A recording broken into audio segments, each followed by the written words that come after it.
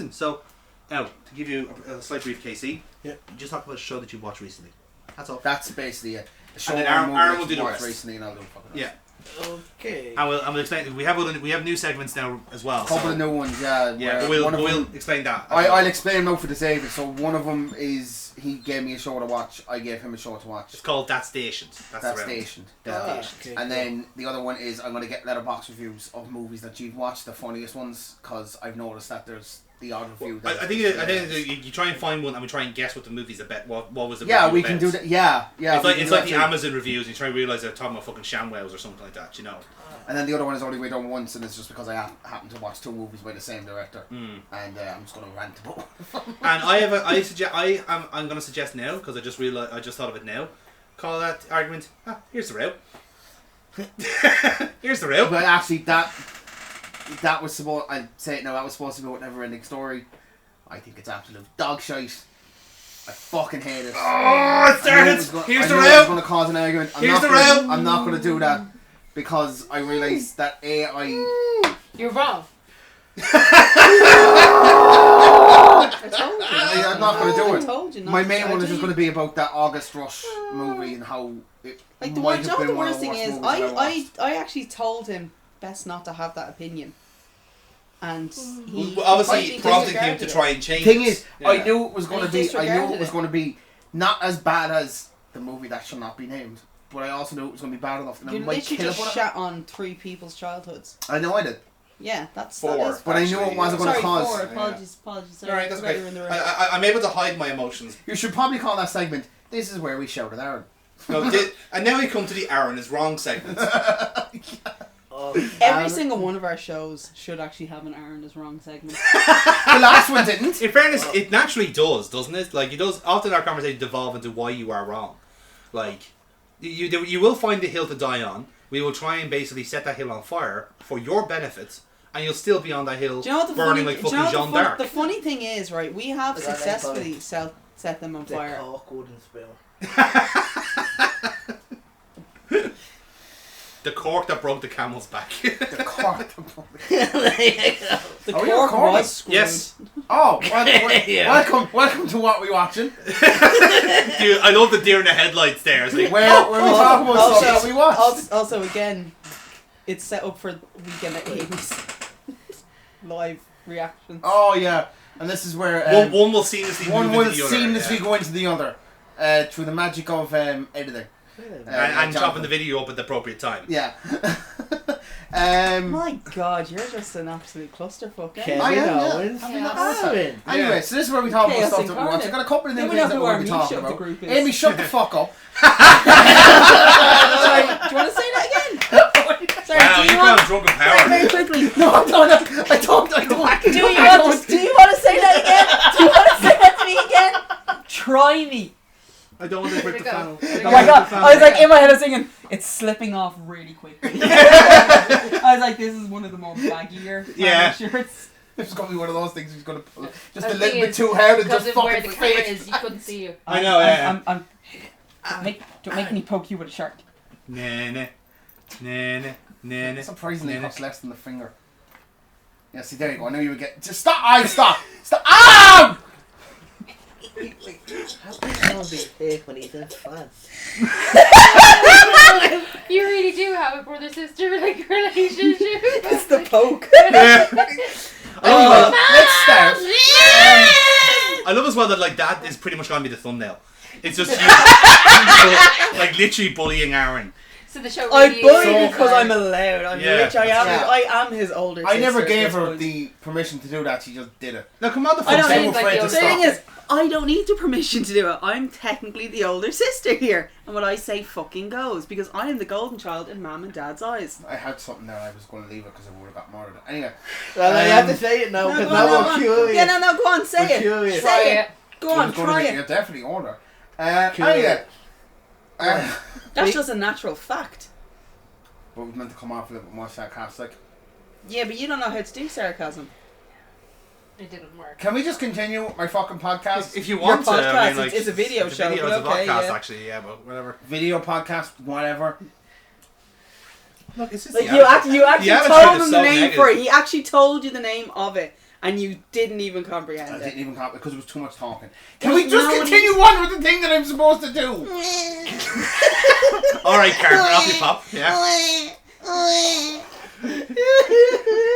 Screw you guys, I am getting Oh up. my god, this is so easy. Anyway, Jonathan, what have you watched this week? What have I watched this week? Well, Welcome to what we're watching. yes, I did the intro. It didn't last very long. wasn't much of an intro, was it? Yeah, it was. No. Yeah. You didn't really follow up. Yeah. I know, right?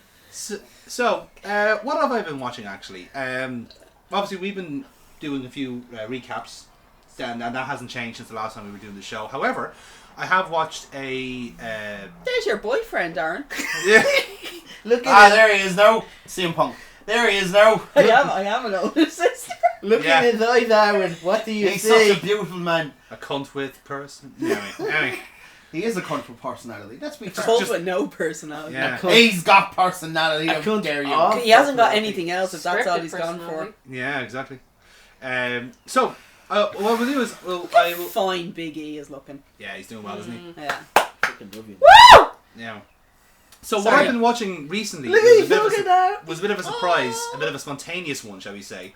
Kill him comfortably. Yes. Because we had a few hours, and Kira wanted to watch a musical, and I've been very recently kind of into musicals I love lately how for he's obvious kind of like reasons. putting all the blame onto you at first, and then it's gonna like turn. No, into Kira, something else. Kira knows what I'm talking about here. What 'cause this is musical was recent. Well, we're going to find it now. Because, again, I'm new to musicals overall, and we're going to see a few ones live, which I'm Yeah, very this looking year. forward to. Yeah. But to continue my kind of Education. Indoctrination. education into musicals, we watched Kinky Boots. Oh. And I will say, like, so I've watched only a couple of musicals. Based on true story. Yes, yes. So I've watched only a couple of them, and again, Sorry, did you just check the time on your like No, I looked invisible? No, I looked Okay. at his nails. Okay. That like, would be really fucked. Shut the like the best thing about it is like this is like the host of the show who needs to be like proper invested in what his guest is saying, and he literally went, "Yeah, I've been watching Kinky Boots." That's not how. I can see how that could look. Just fucking continue. So I would say out of the musicals I've watched so far, and again, it's a very limited pool. It's a very limited pool of musicals I've watched so far. But I will say Carefully it's curated. carefully curated as well. Right, yeah. Eddie curiosity. Besides Kinky Boots, Mm. what other musicals have you seen? Again, it's a limited pool now. So I'm not counting the ones we're going to see live. I haven't like. You haven't seen them yet, so we don't count. Yeah, we them. don't count them exactly. Like So- it's like there's so Hamilton and Come From Away is a two we watched recently, and there's and Six. Yes, that was the We'll other one. see that live. You've seen Okay. that live. Was there another one we saw live? Did I remember? No. I'm drawing a blank now. Now that I'm on the spot. There's one or two others. Musical, isn't it? And then I'm not even thinking of any musical movies I've watched. No, either, but so. Yeah. I'd be more inclined to say what musical movies has she gotten you to watch? No, that's literally been days. Oh, it's just been those It's three. been Hamilton, Come From Away, then Kinky Boots was the next one. Yes. So it's only been three. Yeah. And that this is out. Yeah. So outside of Kira, I'd say like, and then It's been I'm slowly introduced. yeah. Like I would have seen like Rocky Horror would have been another one I would have seen out That would like, count as the beforehand. musical. That would count. And Liking. And The Lion King. That's what it was. The Lion King musical. Yeah, Yes. see that live. That was tremendous. Again, I would see. I'd count most Disney movies. I would actually throw them into a musical. Do you know what? So- Category? Especially Yeah. some of the Yeah. cartoony ones. Yeah, you from could the- Yeah, right that's what I then. mean. Yeah. So like for Yeah. example, see the thing is, what I think what would kind of clarify anything as a movie in a sense, if it has more than 2 songs. Yeah, I Yes. think that's fair. You're watching a musical. You're not watching. Or a musical element at the very Yeah. least. Yeah, so Yeah, like The Little Mermaid would be classified as a musical. Jungle Book and Beauty all and the them, Beast, yeah, Jungle. So I think any of the Disney movies, Mm. like Robin Yeah. Hood Disney, that would be a musical in my Yeah. eyes. For the sake of my own kind of like lead table here, I will count the Lion King only in this just as an actual like I say like a marker Yeah. because that was framed. It's framed as a musical. The you only know. reason why I'm saying is I'm giving you a bit more credit in sense. I'd say Yeah, you yeah, actually absolutely. have Yeah, seen yeah. more Oh, I have so, musicals, yeah. absolutely. But When again, you just on the realise. spot here, I Phantom of suppose the Opera. I musical would've and watched as well. musicals, like in the sense of like stage music. Yeah, a Broadway musical or a Yeah, West End. Yeah, yeah. exactly. Yeah, like So- we're literally. Hence going to why I see- asked musical movies. Yeah, Yeah. yeah. So like we're planning on going to see Come From Away, Hamilton, and Wicked this year. Hmm. I am going to get tickets for Starlight Express at some point because I really want to see that in We're, Wembley. we're thinking of doing Starlight Express and the Book of Mormon when we go to London. Yeah, I at have some to check stage. if the Book of Mormon is That's great. still. in the I West don't End. think it is still in the It's West End. It's gone. gone. So we might be relegated to having to wait for a tour of that one. But Which it's fine. yeah, I'll keep an eye out. They actually do tour Dublin. at Yeah, They fair. do. I brought Yeah. my mum to see it. So yeah, so we can do that at some stage. But out of the ones I've watched so far, I think I've actually enjoyed Kinky Boots the most, which is and I don't think we've actually said this to you directly. I guarantee it's because it's based in actuality and it's based in truth. Well, Come From Away is based on You haven't seen it yet. No, we watched the on Apple. We watched it. We watched it. Oh, okay, yeah. So we watched that. So I know and again, a lot of musicals do kind of. They aren't just completely fictitious. There is some level of grounding of for Jesus. some of them, not for all some of them, them. not all. Jesus Christ! I really hope fucking Grease and Dirty Dancing were fucking not based in reality. Holy shit! But what, I think the reason I think the reason That's topical. Leon is the birthplace of cinema. there you go. Anyway, go on. But I think I don't know why I actually enjoyed Kinky Boots the most. I think there was one or two things It that were was really sarky. catchy. What's that? It was quite sarky. It was quite sarky, yeah. And I think initially, when the first song or two started, let's say the first few minutes, I kind of immediately boxed it in as saying, "Oh, this is like the Full Monty." It actually isn't. It's a lot better. Do you know what in a way. musical you would love? Jersey Boys. Well, That's on the list. that's on the list, and so is Actually, there's a few- we have a few I of will those, say to be this actually as a point. I think everyone would love Jersey Boys. yeah. It's a fantastic story. Yeah. It's based, and you are just watching the rise and fall of Frankie Valli and the Four Seasons. Yeah. In terms of jukebox musicals, it is the best one out. It is excellent, and plus when you actually listen back to some of the songs, you're like, it will make you go, holy fuck, they wrote this. Yeah. Yeah. And I got that. I think the one that hit me the most in that was Begging. Yeah. Because watch your man Dollar Alphonse, something like that, I can't think what his name is, but he'd literally only come out with a cover of that in one of the years that Jersey Boys came back.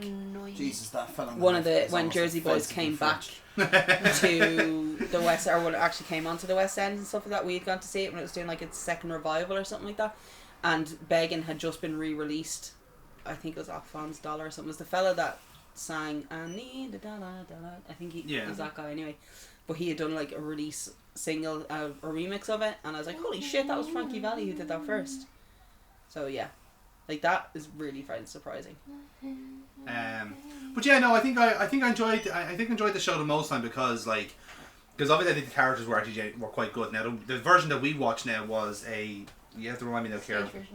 It was the stage version, and I can't remember what was it. It's not Broadway. It was a Broadway crew, was it? With Killian Donnelly. With Killian Donnelly, that was his name. Boy from Navan. Boy from Navan.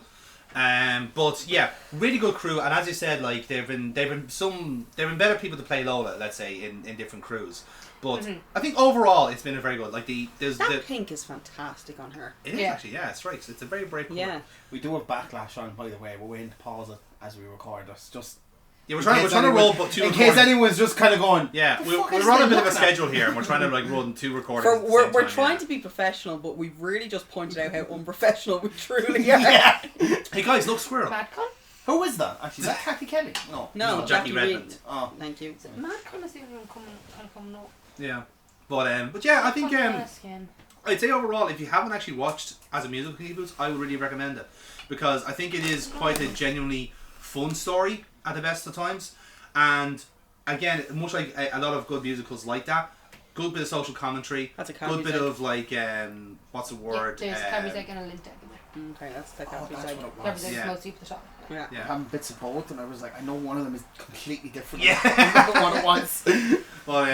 But yeah, it's so Kinky Boots is very good at say doing what a little bit using Full Monty as a There's comparison. the lint egg. Is there's a I Yeah. love I can taste the difference in chocolate. Oh, there it is. yeah. It's so different. It really Because is. Nestle chocolate is shit. Yeah. In I fairness, can't eat Nestle chocolate. Oh, you're fucking lucky. yeah, you're not missing anything. The only nice Nestle chocolate is an animal bar Yeah, or a that's milky fair. bar. Yes. Yeah, but that's Your different brother's chocolate bar. because it's white.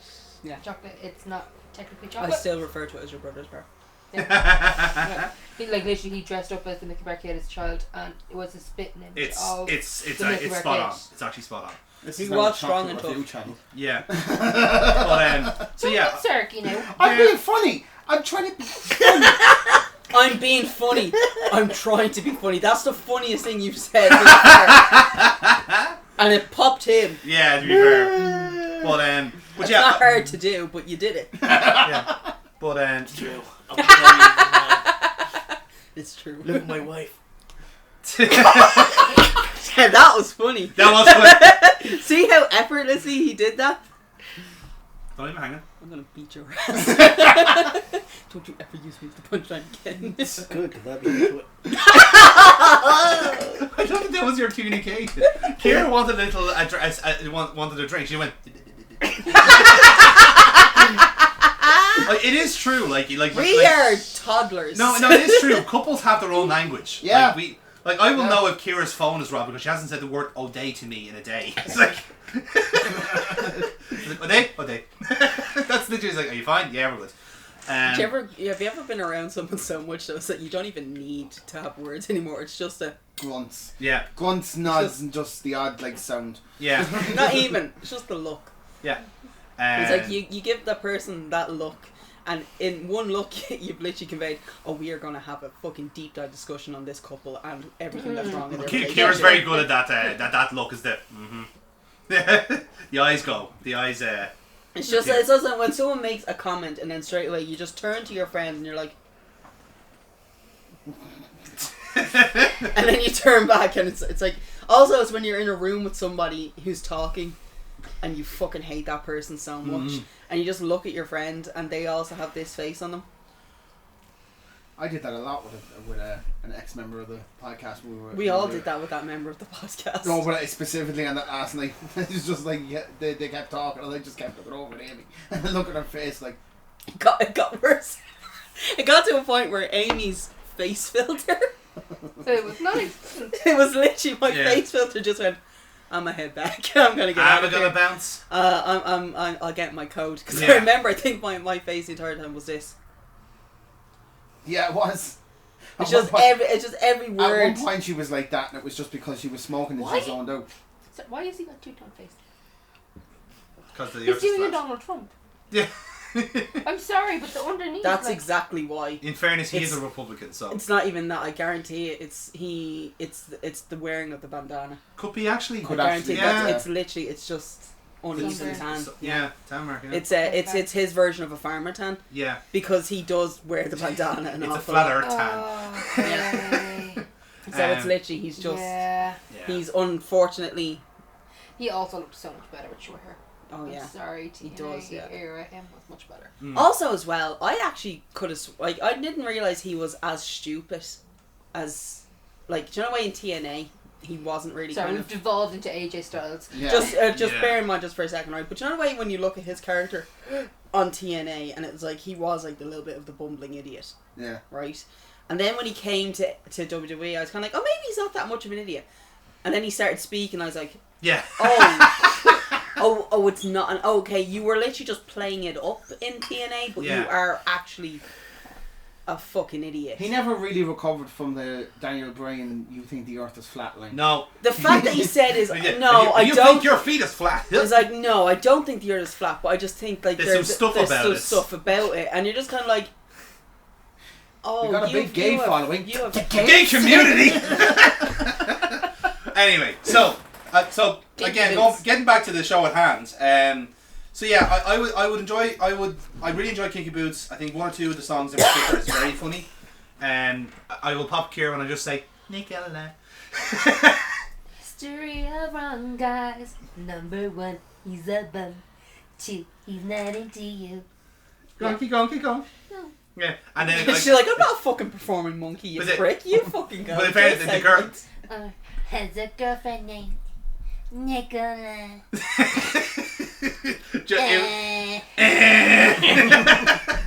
But the delivery was superb, and again, what really got you is that like because it's a bit of it's a goofy premise, but again, what makes it even better is that it actually happened. It was a true story. Yeah. But the second thing is that with the Lola character, she's kind of taken as for what she is in a sense, as a drag queen and blah blah blah, all this sort of stuff. But there's one little bit right into it. It's not even a song; it is a scene. It's just this one here, and there's like 2 lines in it, and I even said to Kira, I was like, "Oh, this." There's fucking like 5 thing. matches on this. Yeah, that's it. Yeah, it's a quick enough show. Like, well, Well, I this will mean, be over in 2 minutes. This is like a raw. Well, Just not as many promos. There'll be a few segments in between, I'd say. Just not as many. I'm gonna take a bet now. There'll be a half an hour between the There'll one probably be before match added or the something. co Yeah. and main event. In fairness, Baron Corbin's on the card, so there's going to be a six. He's still fucking hired. Well, he's on SmackDown Back now. on SmackDown now, yeah. Yeah. Everyone just He was assumed not he was going to back show up down in this to one because the NXT. French love him. No. Oh, The French love him, yeah. Oh, yes, yeah. okay. Yeah. I'm convinced they're chanting for him at SmackDown. I think it's Like, because he looks a little bit like Quasimodo. Probably. I was only saying this to Kira this morning. I think they have embraced him I in a was being very serious. in a very Michael May style fashion. It's like they don't really have any French superstars to latch onto since Rene Dupree, and he's not going to make a fucking appearance tonight that I know Oh, of. let's not bring him. Let's not bring him into it, but I sorry, I just had an OTT flashback. Let's not bring him. No, let's not do that. No. So yeah, that's my pick. Kinky Boots, very good, very good What music. was the scene you liked? It was Lola doing the song in the care home. Yes. And then it's like he's there turning on, and he just puts the hand on the shoulder and says, "Thanks for listening, Dad." Yeah. And then goes. It was like, "You fuck." It was like, no, put my heart back. Don't fucking do that to me.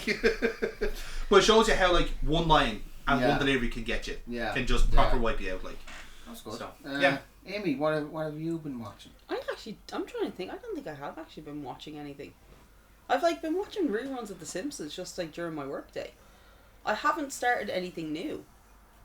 That still qualifies. That has been what you. Yeah, Amy, you have been watching. You have been no, watching that's it, what yeah. you have been watching. Yeah, so it's like with my anxiety, it literally is. I'm a rewatcher of a lot of things, and I think the last because I'm going to start Tracker. I'm gonna start watching that because it's one of the main reasons why I'm gonna actually start watching that is because it's already been renewed for a second season.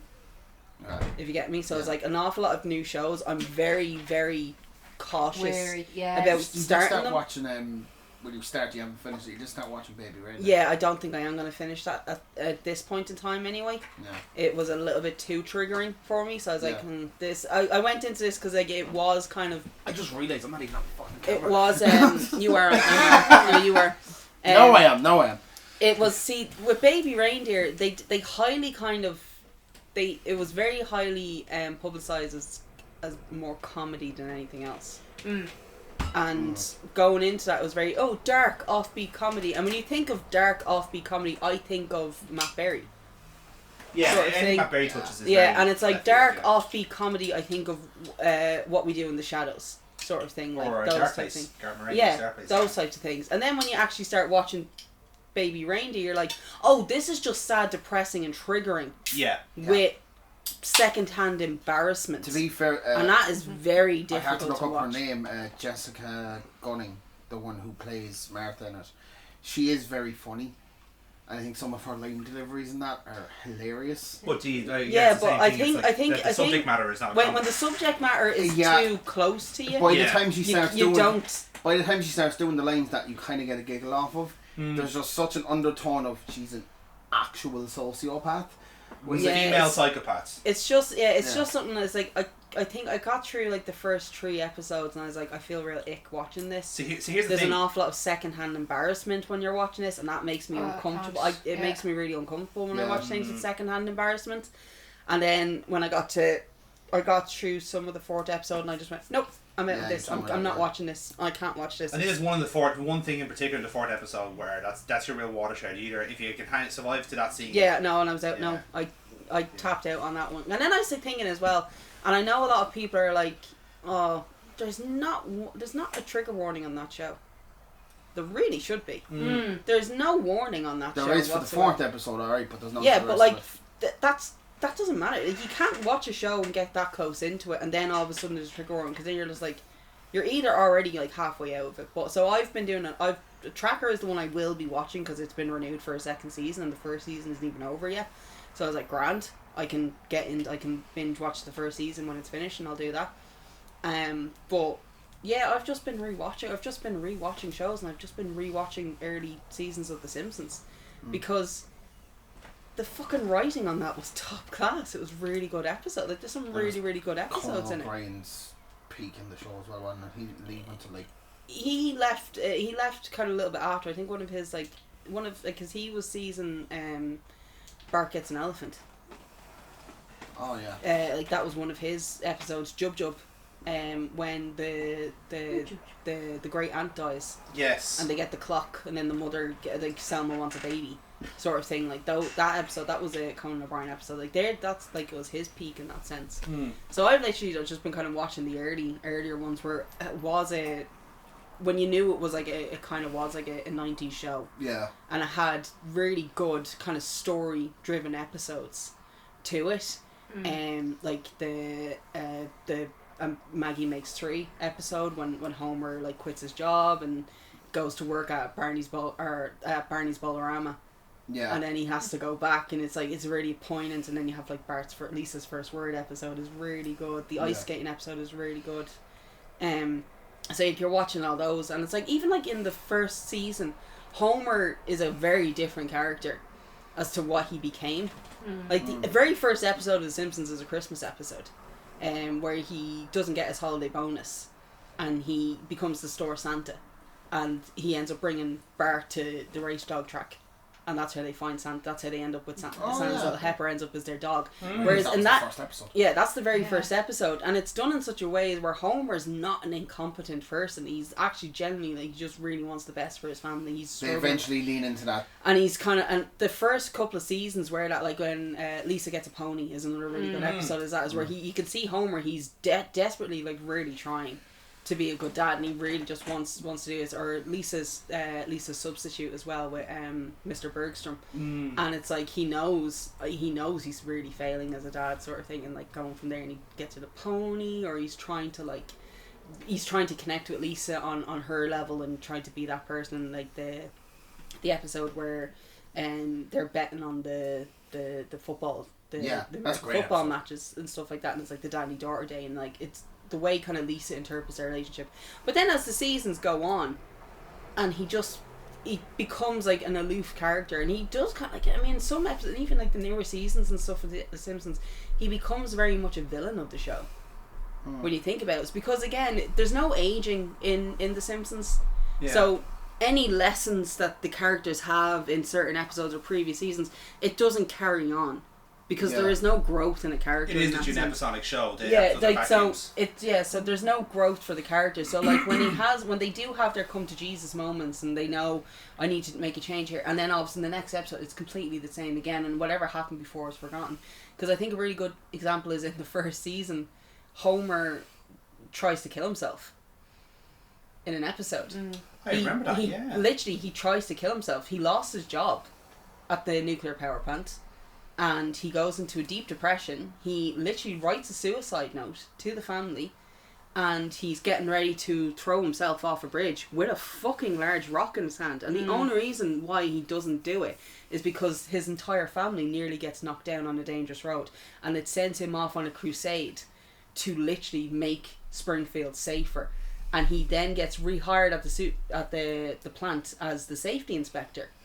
At the plant, because he goes against Mr. Burns. He tries to take down the nuclear power plant because of how unsafe it is, and then he gets rehired there as a safety inspector, and then all of that is completely forgotten in a sense. You know, I'm thinking, gee, that's like those type of episodes were fantastic to watch it, and Jesus, like when you really think about it, that's fucking dark. Yeah, that's a very dark kind of complex writing for the Simpsons. Yeah. And then when you go on to later episodes, and that's what I mean, like especially with the episode of Maggie Makes 3, and it's just going to show this is what a family on a one-parent wage would have been like. Like it would have been like he would have been seriously like, shit, we're fucked. Like we don't have the money to raise a third kid in this kind of. But it kind of everything kind of gets forgotten. And then you have the really fucking stupid episodes then, that kind of like that became later seasons, and then, like an example. The cutaway bits from Family Guy at one point. No. Didn't they attempt that in the later seasons? No. I thought they did. No, they've always had a writing pattern, but I think the thing with I think it kind of latching on to Amy's point there is that again, I think we actually said this during the week during the watch along of Hot Shots, which may have been out now. I don't remember. I don't know which way I'm uploading this now. But like The Simpsons was at one point a social commentary.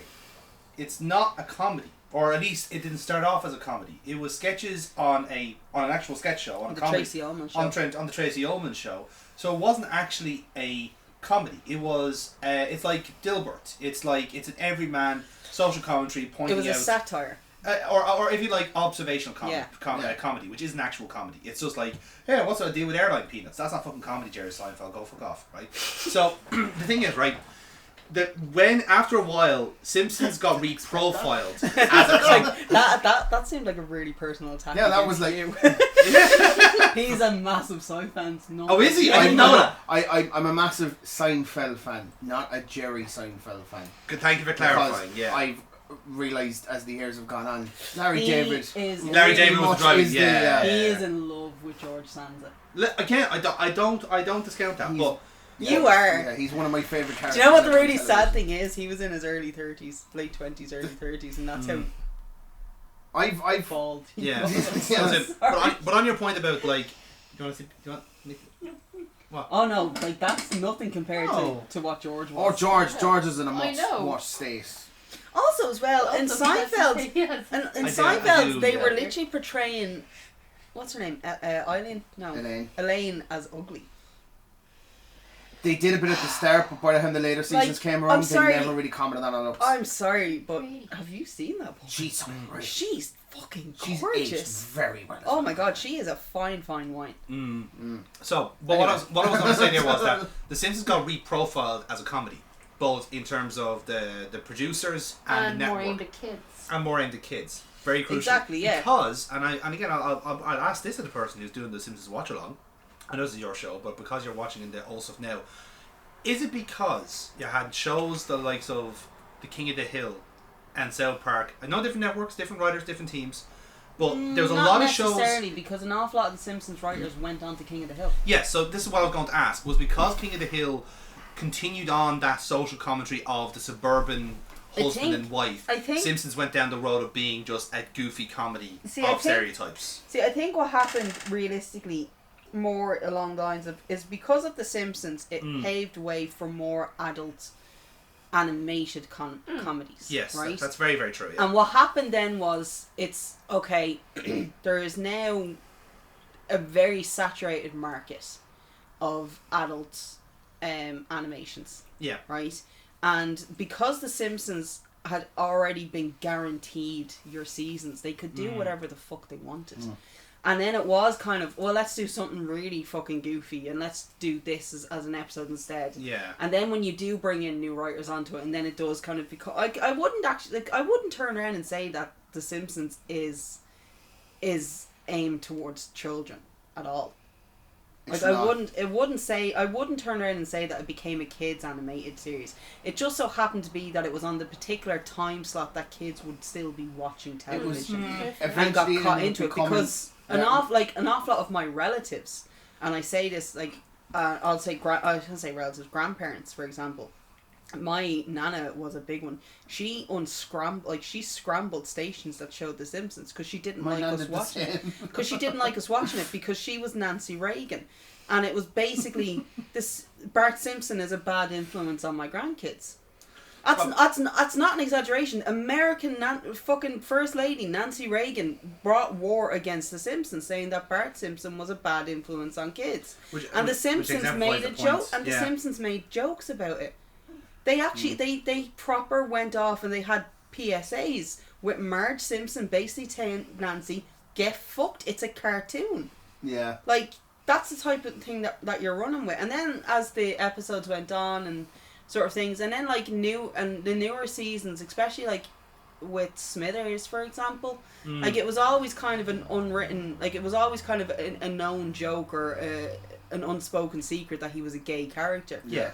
And in the 90s, it had to be kind of unspoken in a sense there, because it was really like gay men weren't really that accepted. Yeah, you in can write a America. character that is Like gay. even that's now, where the like Bible- and America, and it's the same kind of like now when you look at it, even with gay communities and stuff like that. It is kind of very much, especially with deep set Republicans and American stuff. You are seriously, you're still seen as unclean.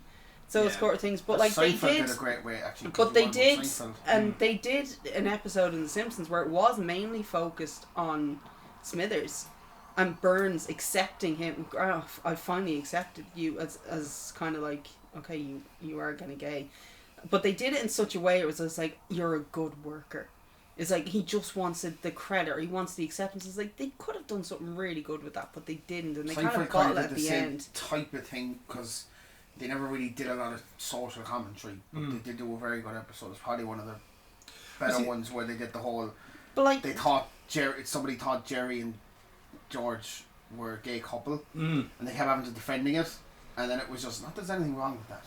That came off. It's just a joke in the writers' room. Yeah.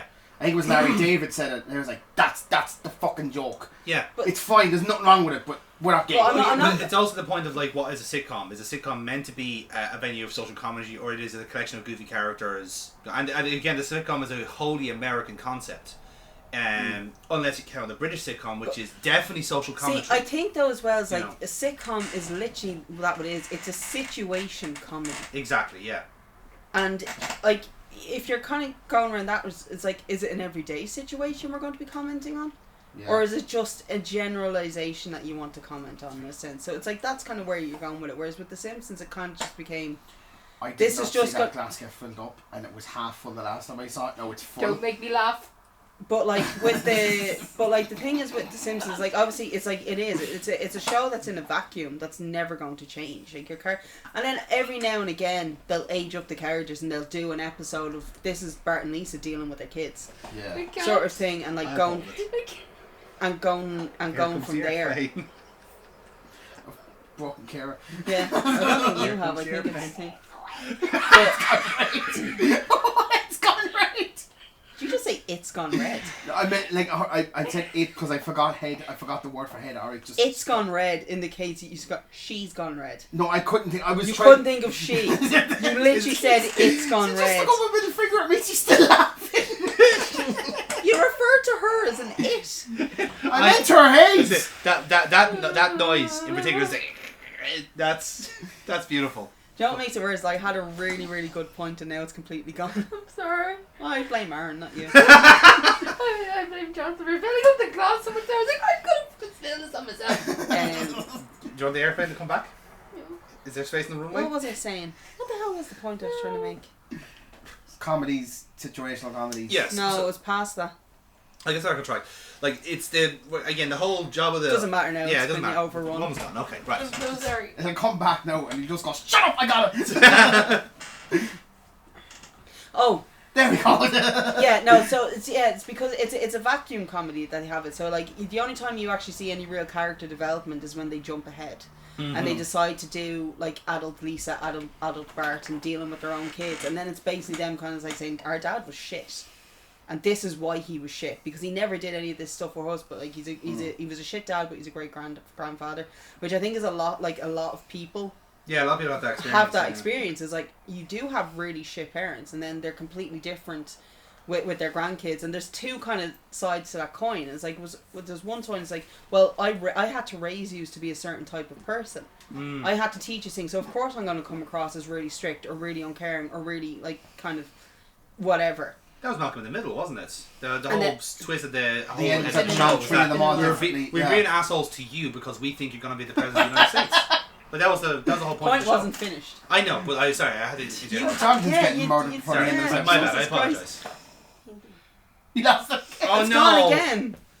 Was it? No, they were bad parents. They were bad parents. They're in a vacuum. Bad parents. Good grandparents, but bad parents. Yes. Go. Mm-hmm. But then it's kind of like the sense of like you're really it's like you would look at your parents like they were really shit parents to me because they did X, Y, and Z, but they're really good grandkids because they give the reins are off sort of thing. Mm-hmm. Yeah. It's like, well, yeah, because it's not their job to raise your kids for you. Yeah. Like it's now your job. You are now the bad guy, in that line of light, and they show that in The Simpsons really well.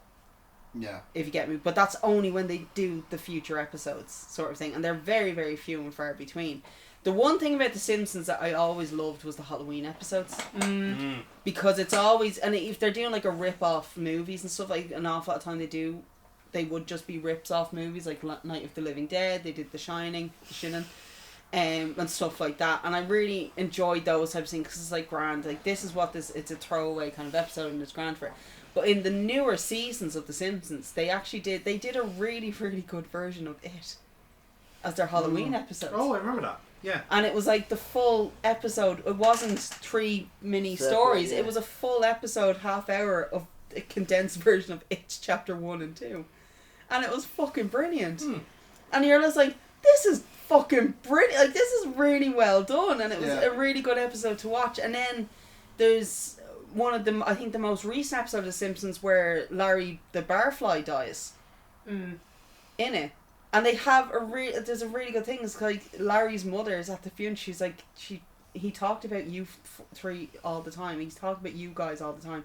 Talking about Lenny, Carl, Homer and Moe. Because Larry assumed that they were his friends. And it's like, they have a really good thing. It's like, this is kind of like, and it's a really good, like, you could turn this into like, American men have have their own pandemic going on at the moment, right? Which is loneliness, right? And American men, I'm going to say American men because I've only ever really seen it from American Twitter, if I can put it that way. And I have many male friends and I don't see it within yous talking about it. But it's like, apparently in America there is a massive pandemic with regards to male social and mental health, and their downright loneliness is because they don't have friends.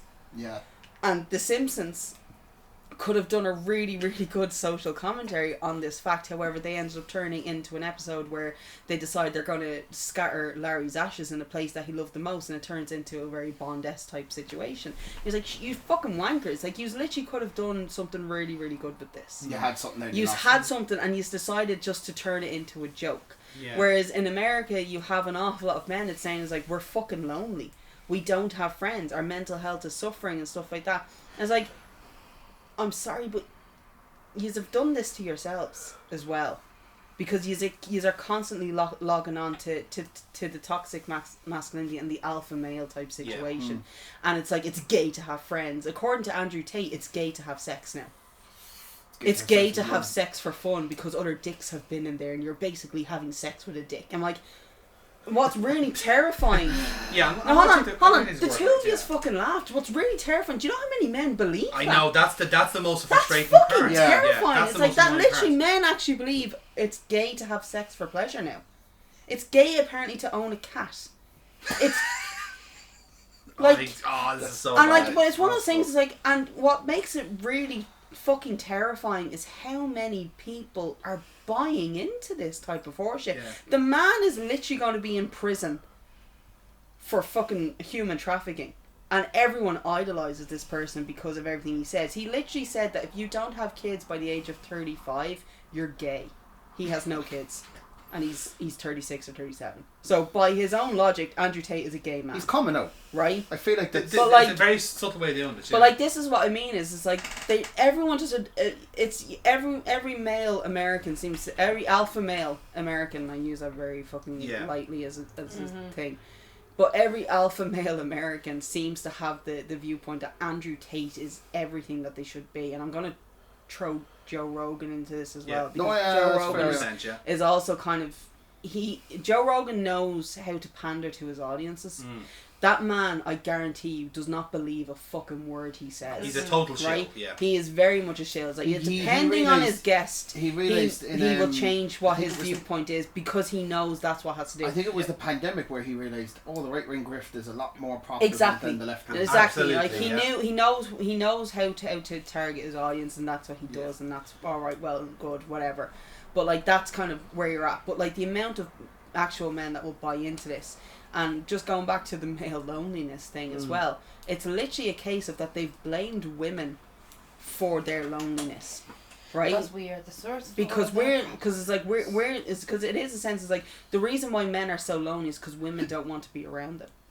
It's like, then you need to take a fucking look in the mirror and question what's so wrong with me that women don't want to be around me. What is it that's wrong with me? And rather than saying the rest of the world is wrong, or everyone else is wrong and I'm right. And it's having that mentality is the reason why you don't have friends. It's the reason why women don't want to be around you. It's the reason why women want to be with the hypothetical bear. And the best thing about this entire bear versus man conversation is very much along the lines of, this is the height, for if anyone doesn't know, it's literally someone asked a woman, it's like one of those TikTok videos, which would you rather be, like, what would you rather, a bear or a man? and someone had said, I'd much rather the bear because I know the bear's intentions. I don't know a man's intentions. And it fucking men took that to heart. That's a hypothetical situation, because if you're in the woods with a bear, you know a bear is either going to leave you alone or it's going to try and eat you. It's one of the two. Yeah. And a woman would be more widely believed if they said I was attacked by a bear than if they said I was attacked by a man. Yeah. And men took this as a personal insult and basically told every woman in the world that they're fucking wrong. I haven't been on about that kind this. of TikTok yet, but now you Right? spoke about it, I'm going to get it off. Right? But here's the thing is, though, it's like, even in a hypothetical situation, men have just attacked women and basically told them how wrong they are. And that's not all men again. And it's like, no one is saying it's not all men. It's literally saying it's like, it's some men. And someone used an example of like, here's a bowl of Skittles. A dozen of these Skittles have cyanide poison in them, but the rest of them don't. But eat them. No one is going to eat from that bowl of Skittles. Exactly, yeah. It's not all Skittles. It's the same as not all. It's not all men. It's like, we know it's not all men. We know it's not every single person in the world, but it's enough of you that makes us feel, maybe I'm not going to toe in the water, which is why so many women go, I would rather be around the bear, because I know the bear's intentions. I know I'm either going to get mauled or I'm not going to get mauled. I know if I see a bear, I know to run. I don't know if I see a man if I should run or not. That I don't know what, or if he's gonna lie to me. Exactly, about it's his like intentions. exactly, and that's what I mean is, and it's like layer upon layer. Exactly. Whereas like, and it's a hypothetical situation, and every argument that men have against women over picking the bear is like, do you realise how much you're actually reinforcing your choice that I would rather be around a wild animal so you're than trying I would to correct be the woman about it. Exactly. It's like, don't fucking tell me how I feel, sort of thing. Yeah. And that's kind of like where the newer episodes of The Simpsons are. I can't believe I've actually managed to bring this back to The Simpsons. But that's actually where the newer episodes of The Simpsons are starting to go. Is because The Simpsons have now gone back to a place of social commentary. And they're picking up on this. And the new writers on it. So The Simpsons are on season 35. The Simpsons are only a year older than me. They're only a year more than older than I am, right? And they're actually now starting to go back to real life issues. On a sense, and that's it, and they're actually starting to make them good again. Now, I'm not saying they're great again. Didn't they bring back a couple of the old writers though? A few of the old writers did come back onto it, but it's like that's where it's kind of like where it's going in a full circle type situation, and it works. That's what I was about to say to you, because remember we were at the start of this we were talking about the King of the Hill. I kind of just want to say I'm actually really proud of myself that I actually managed to get man versus bear and fucking wrap it around to The Simpsons. That is and not really get angry. So well done. But that really could have just disintegrated there to you just getting really angry. I haven't had that many drinks. I've only had 2. To agree with your point though, because at the start of this we were talking about how the King of the Hill kind of transitioned to being the social comedy for suburban life. And then in the grand scheme of things, because The Simpsons has so much longevity, you can actually kind of cut the rings and you can see what other animations kind of circled around The Simpsons at the same time. Yeah. So you've had a Family Guy era, you've had South Park that's been kind of perennial as well, and a few other kind of works. Well, Family Guy is gags, essentially. Yeah. South Park is satire. And I'm starting to watch the Family Guy again, and it's just really is. But you know what I mean though. But if you look now at the stuff that The Simpsons are actually, as it were, competing with in terms of the adult kind of animations, it's not that good.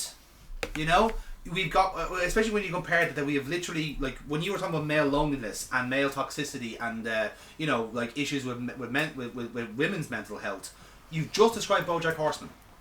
That show is all about issues like that. But BoJack has finished now, and it's not coming back. There's no extra seasons coming down. It is done. It is the story's been told. I did not think I would cry at BoJack Horseman. Boy, it gets you, doesn't it? It does. I never in a million years said BoJack. That's your next. I never in a million years thought I would cry at BoJack Horseman. No, but, and the last episode of BoJack Horseman broke me. Yeah. But the episode with the sitcom daughter. Yeah. That really, and it's not even one of those things. So, it's a parallel. If anyone who doesn't know BoJack Horseman, okay, this is one of these things where it should not make sense, but it really works for a cartoon and what it is, and it's literally animals as humans, sort of thing. Yeah, no, I know the for the full audience, for the people at home, who don't know, right? And it's like, I remember watching the first episode, and it's like, why the fuck am I watching a TV show where there's a literal golden retriever dating a journalist, a woman human journalist? What the fuck is wrong with me that I'm watching this? And then as I continued to watch it, I actually forgot I was watching a golden retriever and a horse but interacting with humans, and everyone just becomes kind of one in a sense. Yeah. And it is probably one of the most...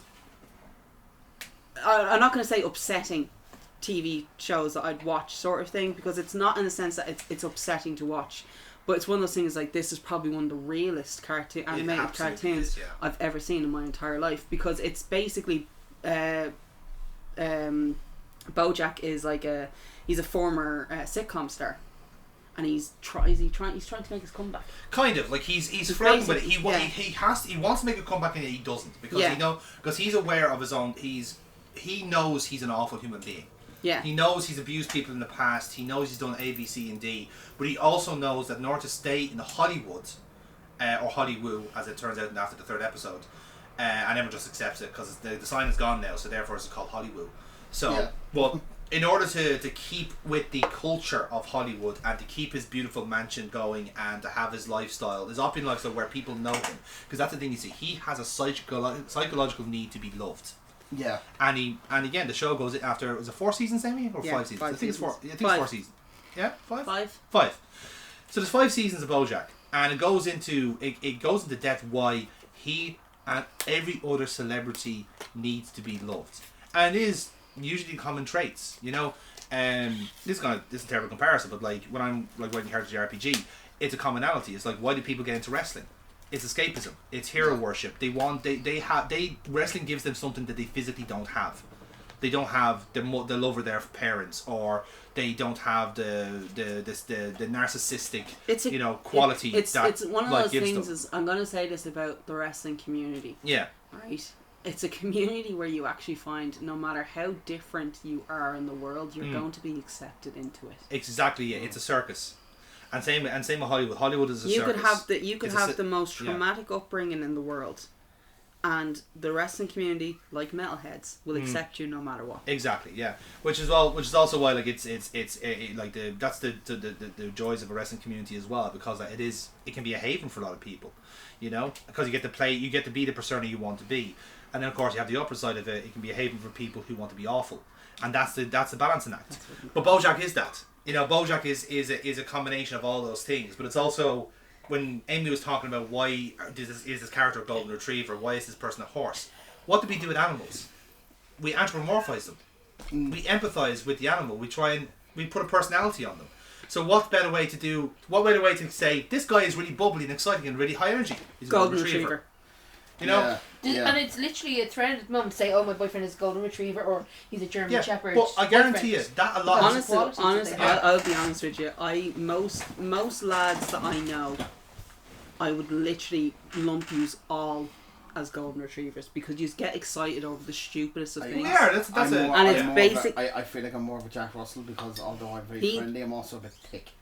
You know what? You are not a Jack Russell, because you just showed self-awareness there. Jack Russell do not have self-awareness. And there are derpy golden retrievers. Yeah. Oh yeah. Most. See, this thing is, who are adorable. Right. Border collie, baby. No. They're smart. No, they're very smart. No, you would not. I'm sorry, you're not a German Shepherds? No. He doesn't have the fucking. He doesn't have the ears for German Shepherds. You're right. It's not even that. He doesn't have the fucking obedience for a German Shepherd. I know what this fucker does in his work day. No, you're not. If anything, I'd like to point out, if anybody knows me, I work very hard at work. If anything, if anything, I'd more label you as kind of like a greyhound, right?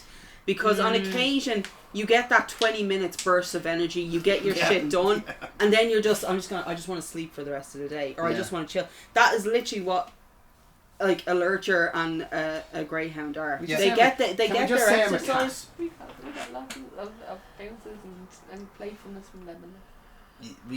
That is an exception then to a rule. No, but that's literally because like she would have slept the rest of the day. Exactly. But I'm just, so that's what I mean. You get your 20 minutes. Yeah. And I was just saying, like, I haven't got a chance to tell you. Sorry. I'm sure I'm just not a cat then. No, is it? No, because you're not an asshole. Yeah, you're not.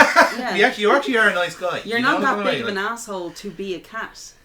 That's the nicest like thing if Scrubs has ever said this to is me. another thing. I'm not saying that Kieran. You're not exactly self-aware. I'm not saying that Kieran is an asshole, but Kieran I would label a cat. Yeah, he's because Kieran aloof. A ginger cat. A ginger cat. Yeah, that's. I'd label like that's what I mean. Like.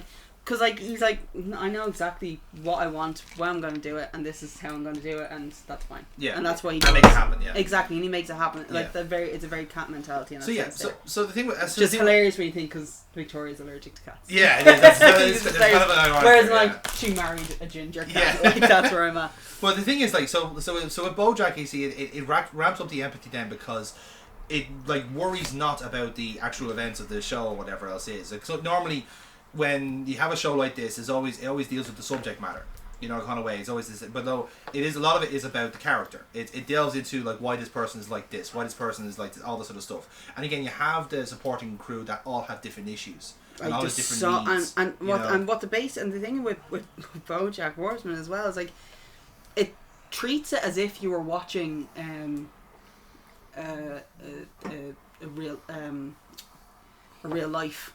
A drama. Yeah, it's a drama. Like you're watching because there's an awful lot of characters that are suffering with, they have to go to rehab, that are suffering with drug addiction, that are alcoholics and stuff like that, that are very narcissistic personalities. And it's very much like we're just going to pretend that no one is a cartoon. We're going to pretend that we're watching a live action show. Exactly. It treats itself and that it way. treats itself that way, and it works, and it works for it. So I do highly recommend BoJack Horseman. So the reason I think the Simpsons are going back in that direction is that the likes of BoJack are out of the market. Ecosystem now. There's no longer a saturated market on it that they actually can move back into that spot. If anything, all the adult animation there are goofs. Yeah, it's like Smiling Friends. It's fucking Big Mouth, which is shite. All this sort of stuff. And it's like, and that's kind of like where it is at the moment, and it kind of works in this sense there. So like, there is a market back for it to go back to what it originally was like.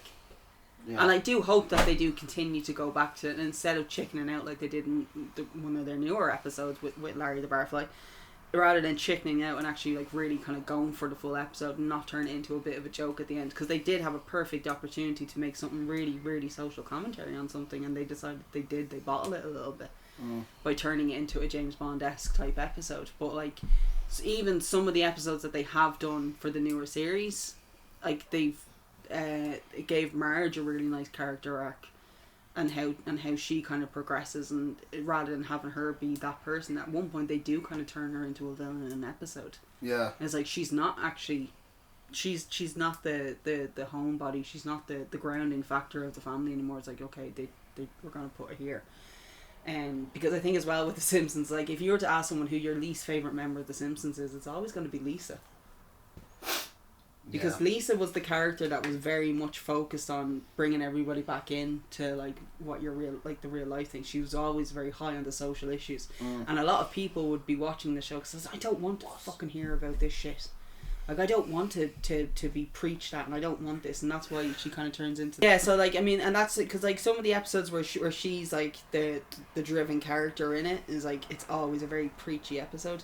Like, Lisa becomes a vegetarian. Yeah, is a really preachy episode in a sense, and you're kind of like, oh, stop fucking shoving all your bloody beliefs onto us and sort of thing. And like an awful lot of like the PETA episodes, you're like, are you fucking for real? Like, get fucked on this one. So it's like they make her out to be a very unlikable character. Yeah, for an 8-year-old girl. Like Family Guy, I do like the balance in that with Family Guy. Is that when they try to do that with Meg? See, the thing with Family Guy is though, is like every single member of that family is a shitty person anyway.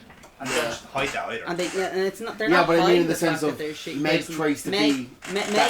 Meg is the scapegoat in that family. It's like, but stop then telling us we're doing something wrong. Shut up. But it's also the thing is like, but some of the Meg-driven episodes as well. You're like, really? Why are you dating Quagmire?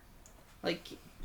They don't paint any. See, this thing with Seth MacFarlane, he doesn't paint any of the characters in a good light. Yeah. Like even Brian, who's the liberal character, you're just like, fuck off. He's not even he's a centrist. No, but like originally he wasn't. He was a liberal originally. Yeah. Yeah. So sort of thing is like, but you turn like it, and it's the kind of case is like, okay, let's just like I think when he first did Family Guy, when he first created Family Guy, literally Brian was him. Yeah, he was his. He was his. That was his insert, and then it just got to a point where Seth stopped writing for Family Guy, and they turned Brian into something completely different. Do you know that the original person that they nearly had for Brian?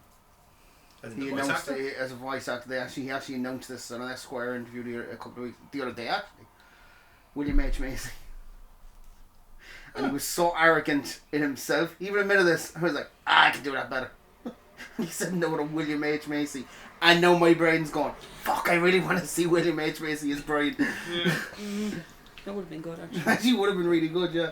Yeah, so that's what I've been rewatching. And well, that has been a very heavy half hour. Fucking hell. That was the bulk of the show. That was our main event. Yeah. Like in complete contrast, I've been doing a rewatch of Once Upon a Time. There you go.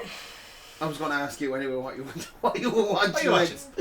Like, like when we aren't doing the rest of our rewatches. Are you waiting for the Mad Hatter, are you?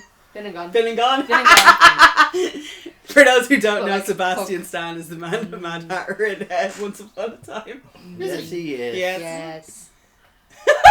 That was... Oh my Yes, God. he is. Yes, he is. he Oh, I is. think I was fighting you for Sebastian We Stan. found another one. I'm very much in that group as well. Hook as well. Mm-hmm. Oh, fuck me. He's in that Laura Whitmore play. This is turned very heavy podcast. Do you want to I see want to that? write Sebastian Stan. Because fucking But, Jay. Stevie, have you seen Once Oh, Upon a what's his Time name? though? From yeah, you know yeah. when his Yeah. he's Yeah, playing he's good. Ben.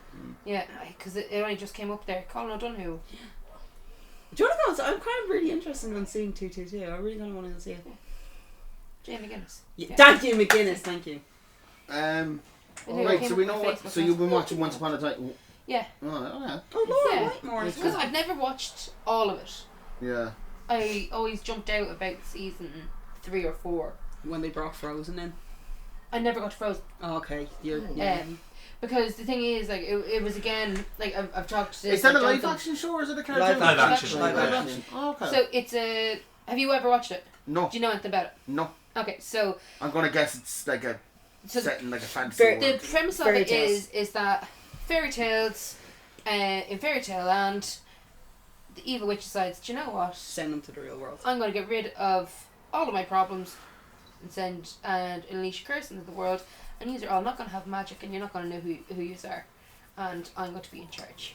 Okay. So Snow White thinks she's someone completely different, for example. So she thinks Oh, she's okay. a That's teacher in good a fucking school, premise Yeah. for a show, actually, yeah. and It is actually very good. basically Snow White, Prince Charming, they get to send off their baby into the real world to try and protect her before this curse hits, because they don't know what it is, and eventually the thing is, so that baby then has a baby when she's 18, Mm-hmm. who then goes and finds her on her 28th birthday saying, you're the reason the curse can be broken. I need you to come back to Storybrooke and break the curse and get these people to remember who they really are.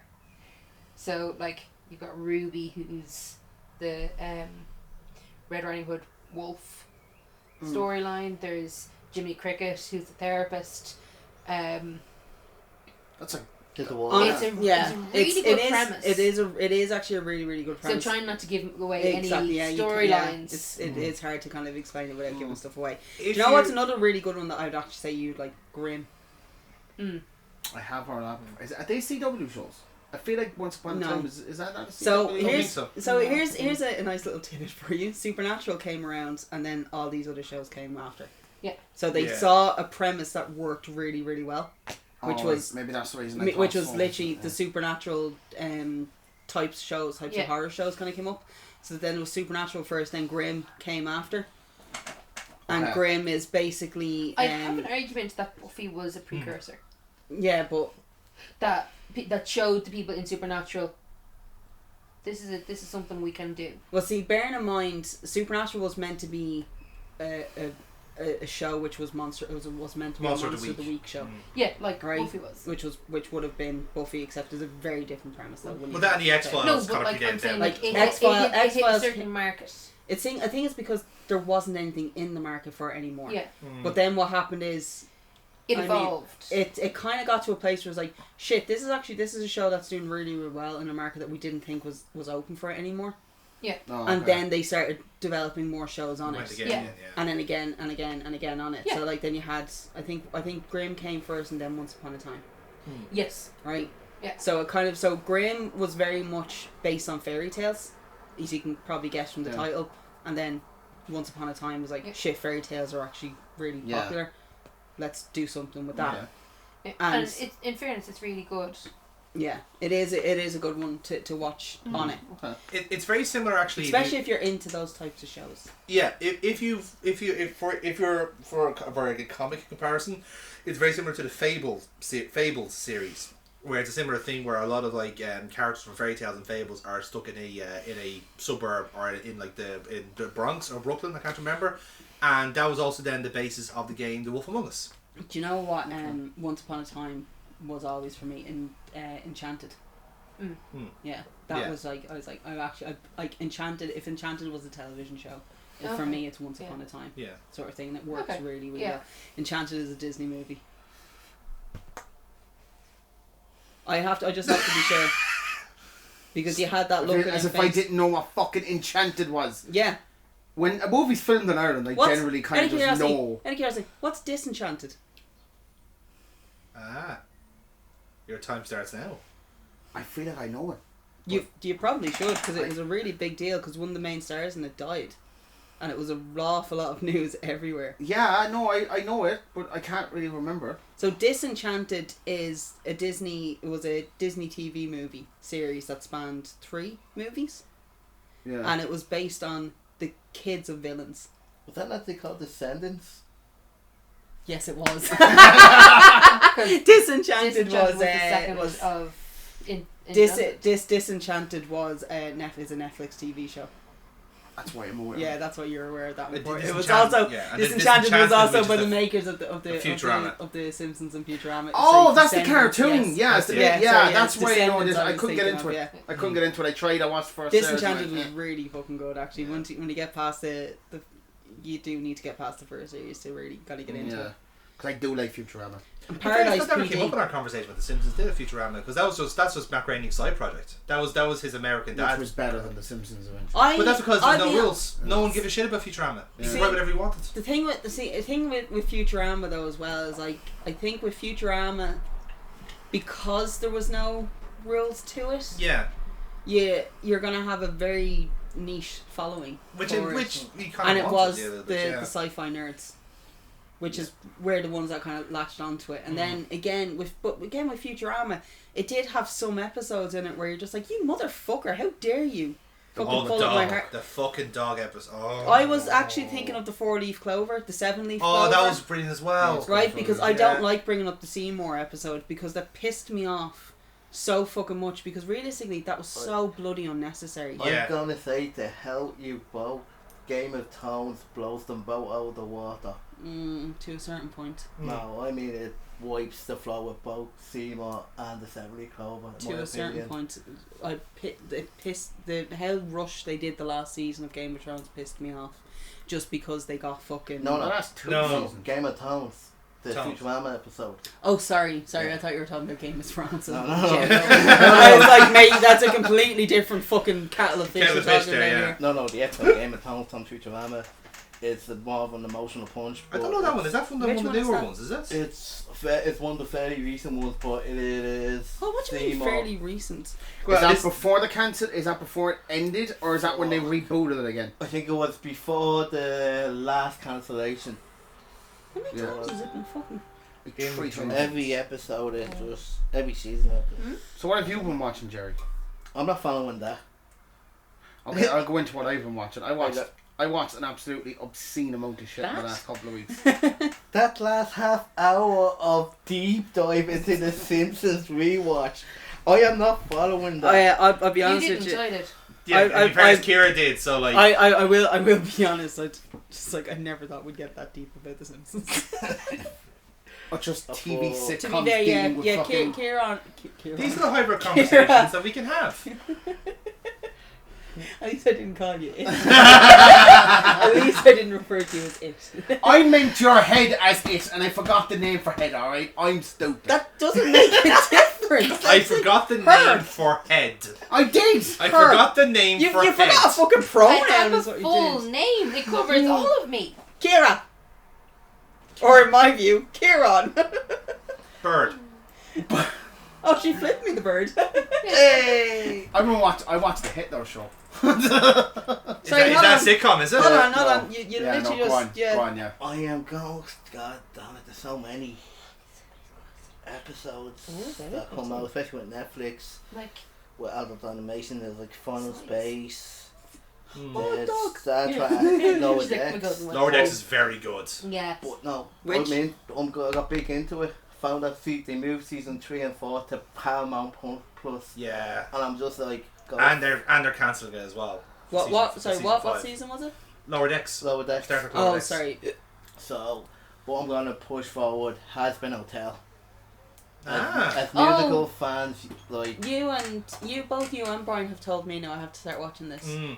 yes, it is a story set in hell. The daughter of the devil wants to build a hotel to rehab sinners, and Alright. she does it with a fucking angelic voice. And Rosa from Brooklyn Nine-Nine is in it too. So, Ah. Okay. Is it just me, or is like TV shows making hell seem more and more appealing? Have you... There's a girl on TikTok, right? And she does this thing called Hell's Bells. And they have the Hell desk.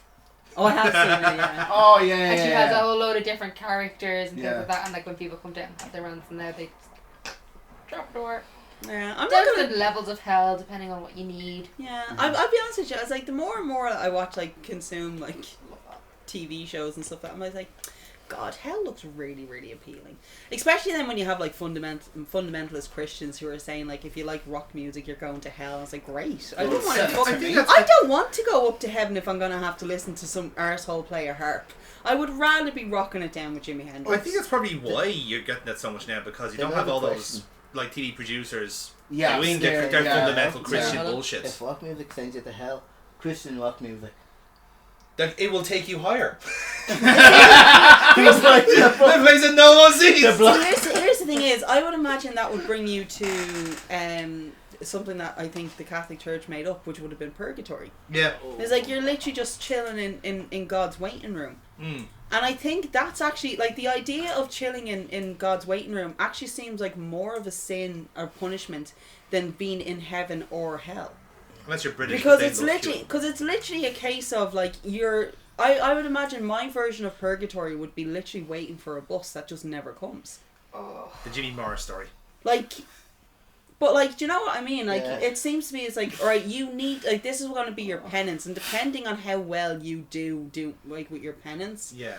it will determine on whether or not you're going to heaven or hell. Mm. Sort of thing. And at this point here, I would literally be sitting there waiting for that school bus, being like, do you know what? Fuck it, I'm just gonna kill a baby, just so I can go downstairs quicker. Out of It's a like sheer that boredom. storyline in Yeah. The Good Place where purgatory does exist, but there's one woman in it, and the reason she can't go up is because although she was a bad person, her life had meaning because they used her death to create an AIDS charity.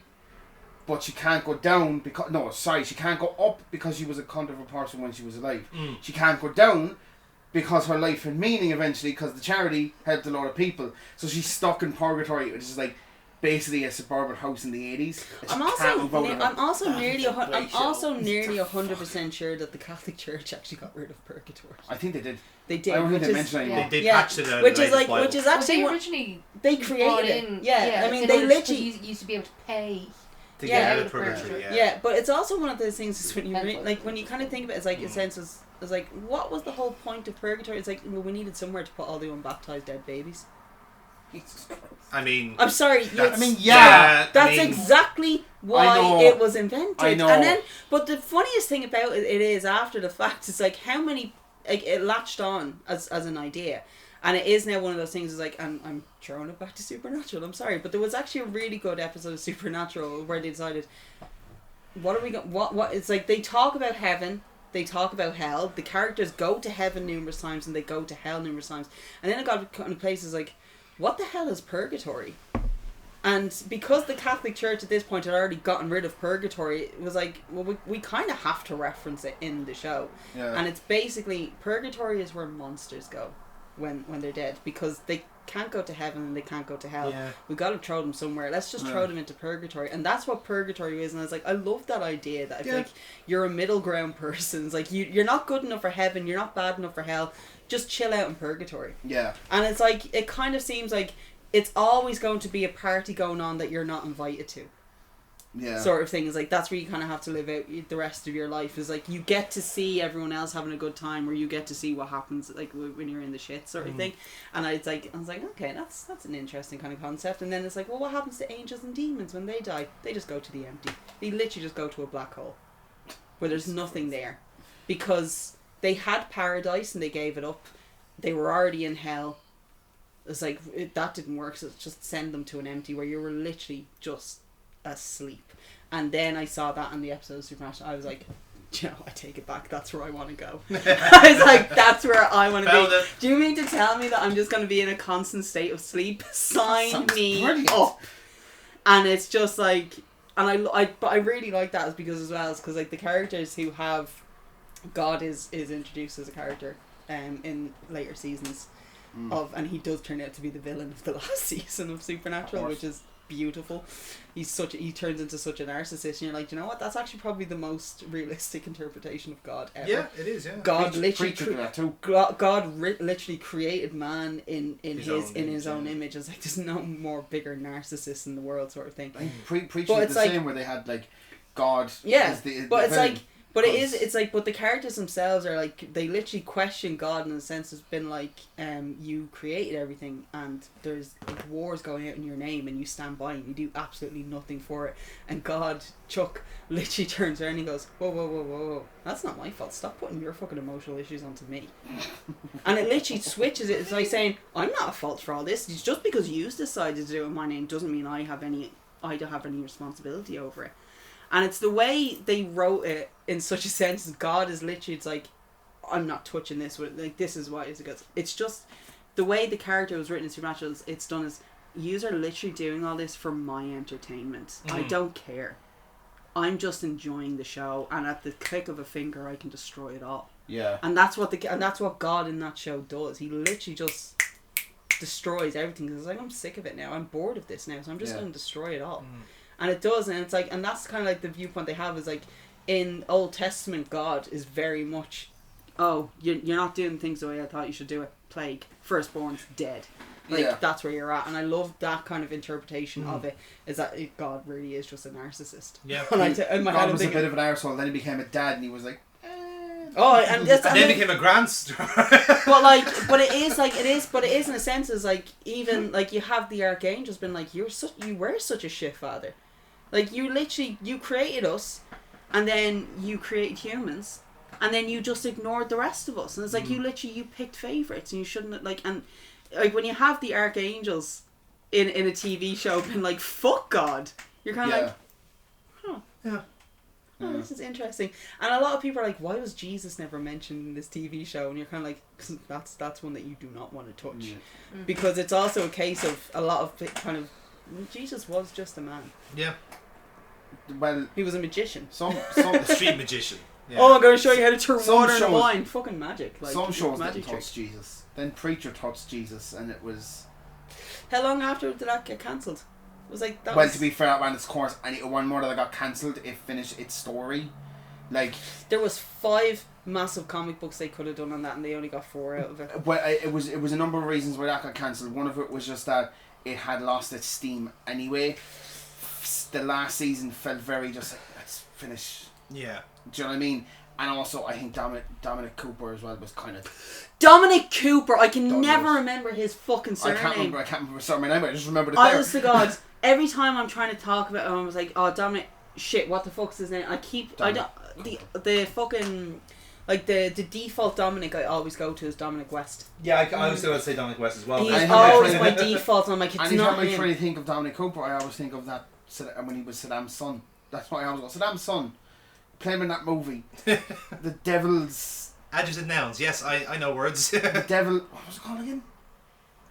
I know which one you're on about. I know what you're on about. Yeah. which was a great movie. Yeah. I always see John's really funny. The History Boys pops up a lot every time I think of him. But what I watched this week, because I feel like we need to wrap that's this up fucking relatively Dominic soon. West.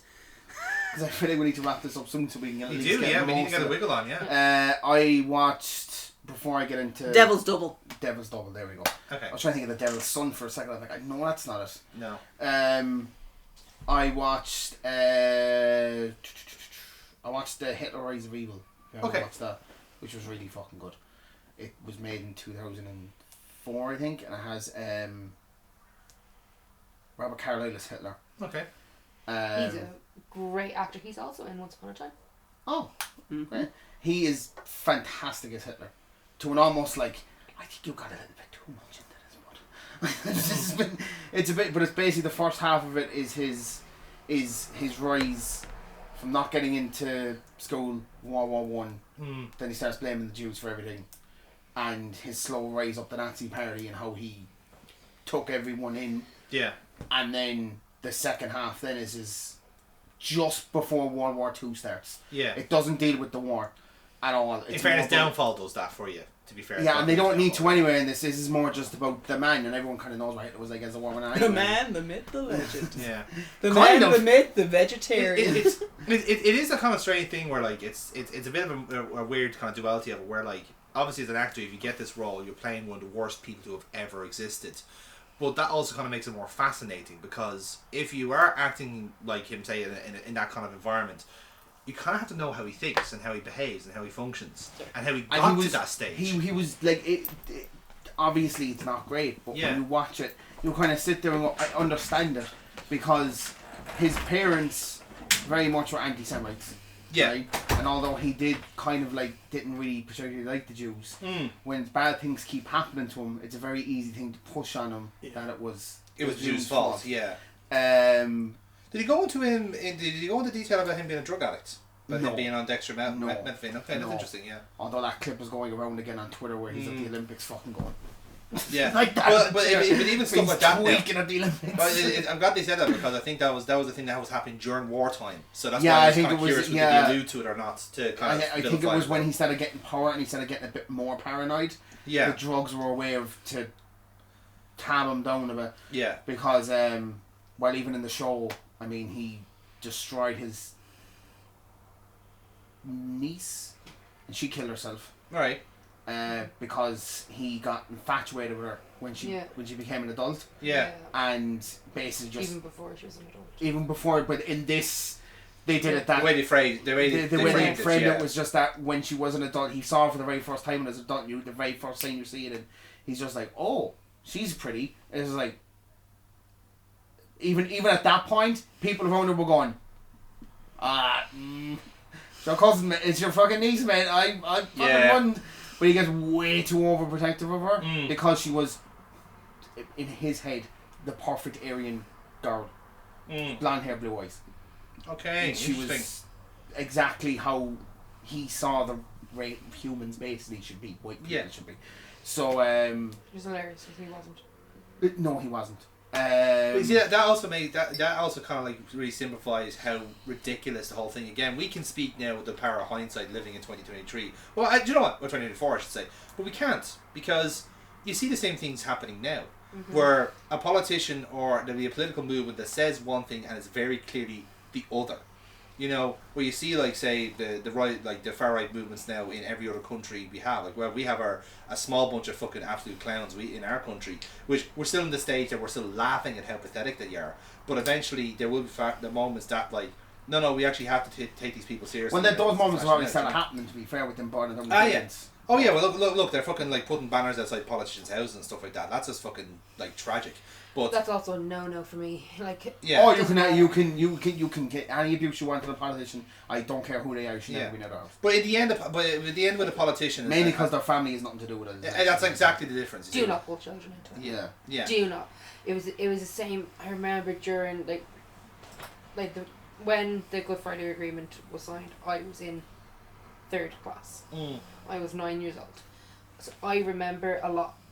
I remember like about 10 years of the Troubles. Yeah. And I can remember the children having to get a police escort to school, and the abuse that was being hurled at junior, That was one very infants. specific incident as well. When there was like a 2 or 3 week period where kids couldn't even go to school, really. Yeah, they had to have a police escort. I thought for a second I thought that was a whole bottle of wine, and I was like, oh Jesus Christ. Some of the fridge is fresher. No, it doesn't matter. It's up to you, yeah. Just So, drink what's fucking open. like, it's all coming out of the piss anyway. it's been That's all right. ingrained in me anyway.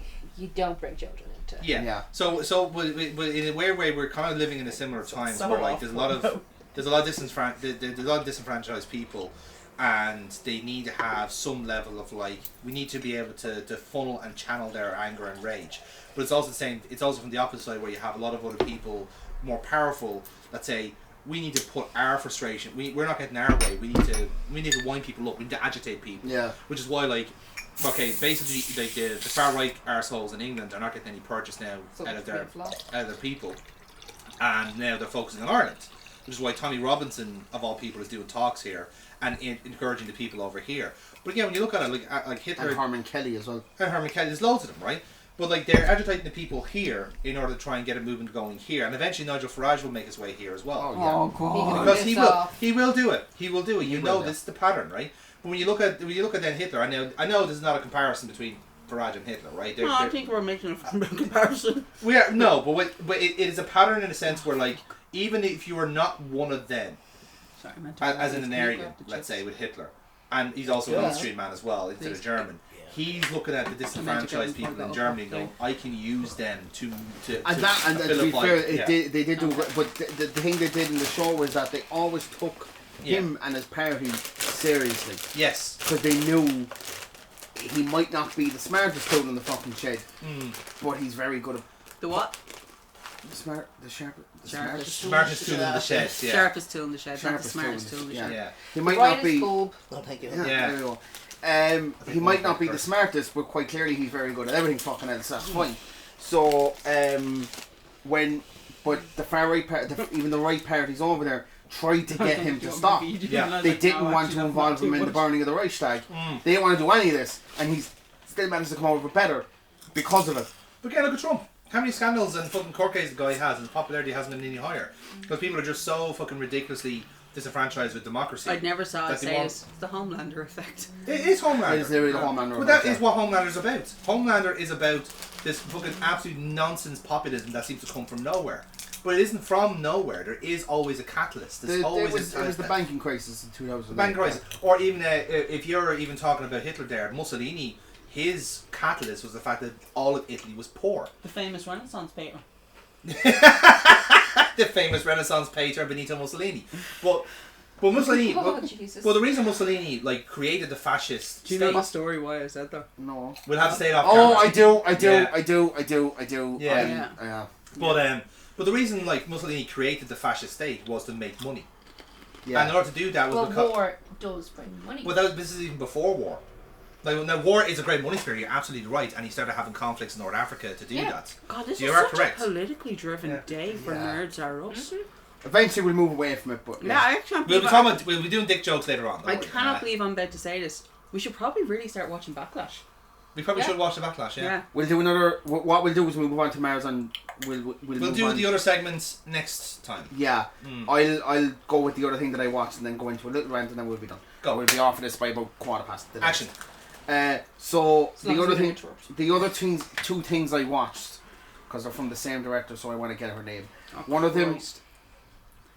I just remembered what you were going to talk about. Sorry. one of yourself in, them boy. was Disco Pigs, which was Cillian Murphy's very first ever. Well, That's why you want to talk about Yeah. Amy. I know. Disco Pigs. I know. And tell us about Disco Pigs, please. The other thing is, this is his show, so I'm not going to be a Yeah. constant interrupt him on it, like he did to mine. anyway, so it was Disco Pigs, right? Don't cut that. It was Cillian Murphy's very first ever movie. It was very low budget. Called Disco Pigs. And it was basically him and his next door neighbour were both born at the exact same time and they had a complete and utter infatuation with each other. To the point where everything else around them, everyone around them was like, this relationship is not healthy and we really need to break them up. Yeah, have Which you ever is- seen the movie Heavenly Creatures? No. It's very funny, actually. You should probably watch that because it's the exact same movie as Disco Pigs. Only it was based on a true story of two women, two girls, teenage girls. They end up killing one of their mothers because they tried to separate them. The Simpsons actually did a parody of it. This kind of does the same thing. So basically what happened is the female actress in it, who is Kate Winslet and your one Melanie Elaine Cassidy. Oh, she was in 2.5 Men. She plays the Rose who's obsessed with Charlie. Melanie, what's her name? Oh fuck. Casey? No. She's married to it's Oh fucking hell! What the Which show? She was in 2.5 Men. Rose and 2.5 Men. Melanie. Oh, I know who you are. Yeah. This one. Ah, Linsky. Okay. Yeah. Okay. So that was like I think her first movie that Yeah. she did, and it was with Kate Winslet. Okay. So It's the same basically, thing. she gets sent off to, I think it was Donegal, to a boarding school. That's a serious and punishment. and her best friend actually was the mother from fucking Dairy Girls. Oh, With okay. the blonde hair. Yeah. So when she popped out, I went, oh, this is gonna be weird to see her in something else that isn't fucking Dairy Girls.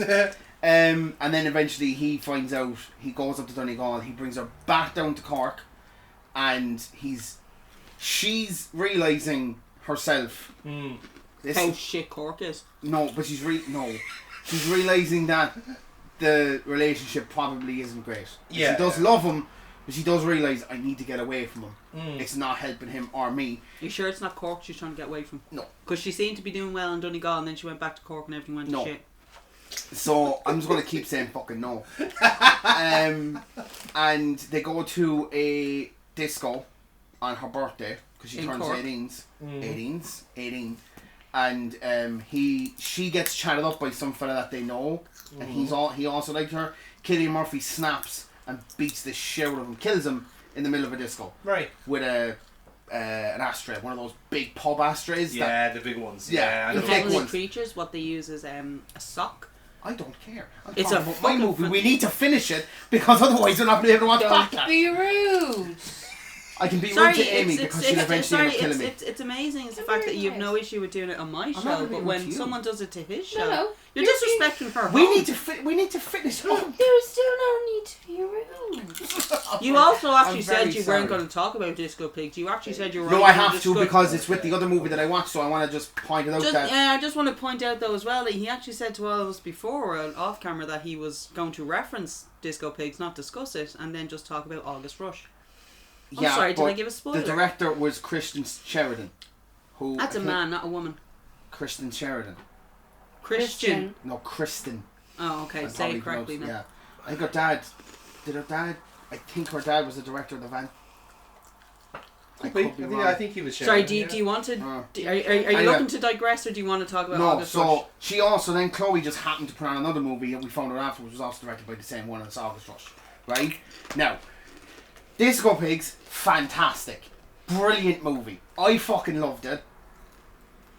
I don't understand how one director can do one really good movie. There's a massive glaring aspect as to why you probably really like Disco Pigs as opposed to No, August Rush. Chloe keeps saying that. No, It's Disco fucking- Pigs sorry, is good. it's because it's based in Cork. No, it's a good movie. It sounds like it's because it's based Oh, in by Cork. the way, Cillian Murphy goes on the beach with your one. He has sex and then she smothers him on the beach.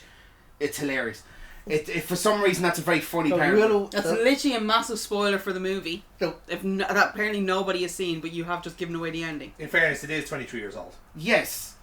It was also a stage play for 10 years That beforehand. nobody has Nobody ever has seen before. Yeah, I haven't yeah. heard this movie before. Yeah. So, anyway. And then you have August Rush, which has another Irish actor, Jonathan Rhys-Myers. my old babysitter, Jonathan Rhys-Myers. And it has... That's probably the most interesting fact about you. Yeah, it is. It is.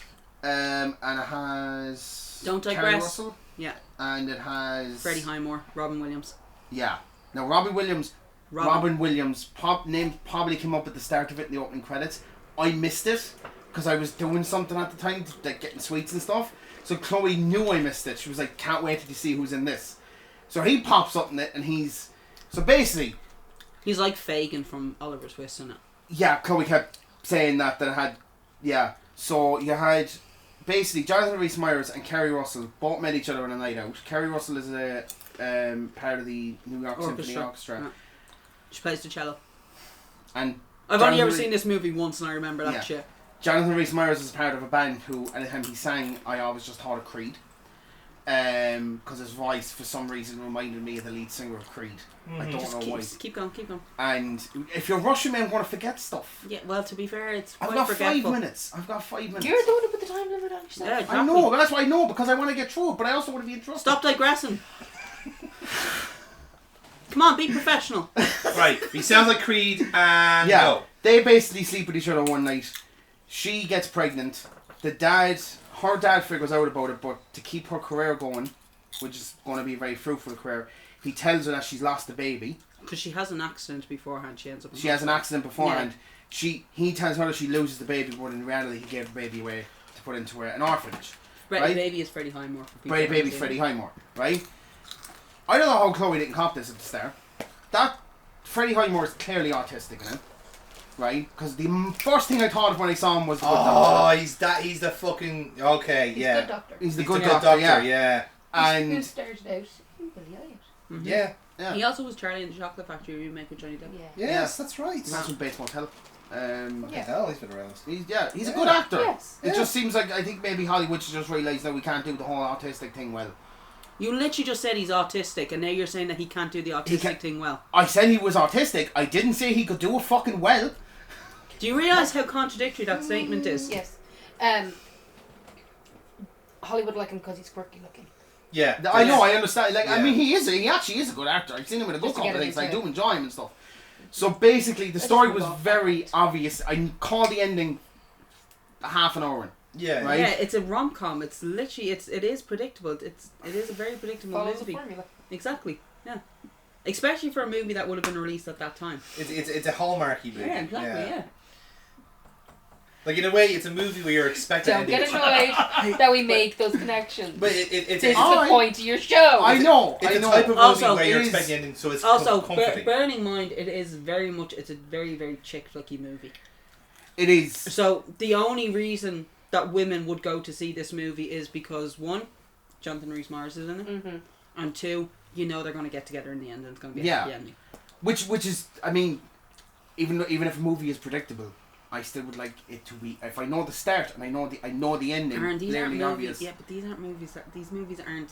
You're not the target audience for these movies. I'd also like it to be somewhat good in the fucking middle. Yeah, you're not the target audience for these movies. How long ago was it made again? 2007. 2007, yeah. Okay. This was during the spate of movies that you don't have to think. Like Fair. this is literally a movie. It's like you just need to shut off. What does somebody say in that box it was called? Who's the fella that does the Notebook? Who's the fella that Sparks? Nicholas Sparks. Imagine Nicholas Sparks did Oliver. That's about the best way I can describe Yeah, it. that was the last song. Oh, right. I don't know any other movies other than Notebook and that one movie where the guy gets shot in the shoulder and he dies. Dear John. Dear John. I hate that movie, dude.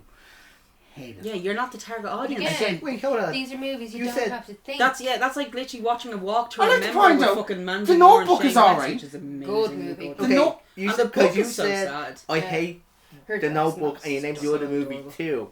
So you don't hate the Notebook. I don't necessarily hate the Notebook because I Good. watched that and I'm like, that's actually alright. That's a very, very toxic relationship, though. Mm-hmm. Like, he literally manipulates her into dating him. He threatens to kill himself just so she'll I go think on I a need date to with him. rethink why I like that movie, maybe. Yeah. Yeah. Oh, don't get me wrong. Don't get me wrong. When I first saw The Notebook, I thought it was a beautiful movie, and I thought it was really, really sad at the end. And then I watched it for a second time when I wasn't wine drunk. Because this is the thing. Right? That is a movie. It's aimed at girls watching the Watching a movie together with a glass of I bottle know, of I wine know, together, I know, like that's literally it. I get But that. like when you watch that sober and you're just kind of like, whoa, Noah, whoa, you were really toxic. Casey, I actually Would totally. you like a glass? That's putting a middleman in No, the way. Why thank would you you. do that?